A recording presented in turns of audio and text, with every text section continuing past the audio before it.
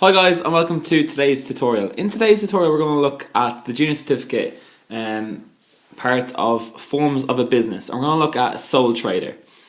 Now, for your junior certificate you need to know 4 different forms of business ownership. Okay, so the first one we're going to look at is a sole trader.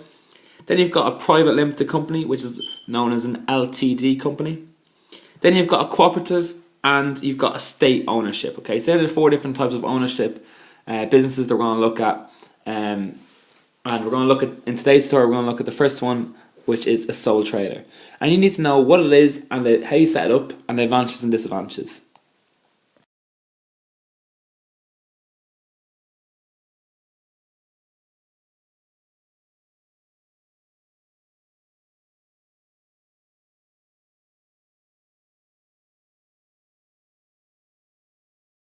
So, a little bit about a sole trader. First of all, it's owned and run by one person.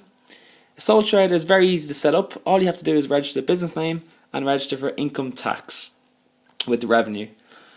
Usually you find that sole traders are usually small businesses, and they're usually often run by family or have some family involvement with helping the person that actually owns it. So we now need to look at some of the advantages of a sole trader and some of the disadvantages of a sole trader, which we'll look at now.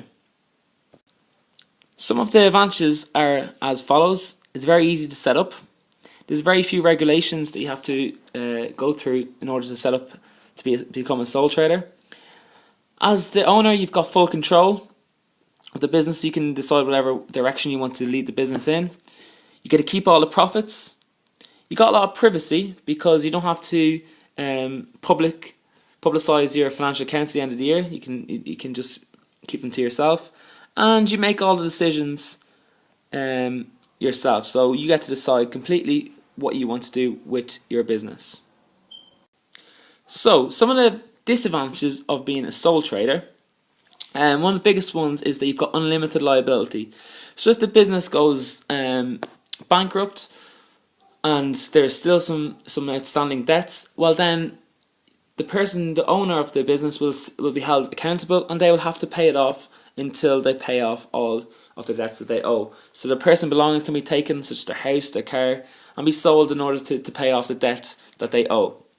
Sometimes when you set up a sole trader, it's very hard to raise the capital, so the money that you need to maybe start the business, or even when you are a sole trader and you're set up for a long time, it can be hard to raise the capital in order to try to expand your business. Long hours. Usually people that own sole traders work extremely long hours because they have to do everything themselves because it's owned and run by one person. So it can end up that you work extremely long hours in order to try make the business profitable. Lack of expertise, because there's only one person in the business. There's often a lack of expertise because the sole trader has to do all the jobs. They have to do the marketing, they have to do all the sales, they have to do all the accounts, and it can be very, very difficult on the sole trader to try be an expert in all these different fields. And the last one is there's a lot of pressure on the sole trader, as they are the one that make all the decisions. So a lot of pressure, a lot of time, and because they carry a lot of the risks, all the risks, this can lead to a lot of pressure on the sole trader.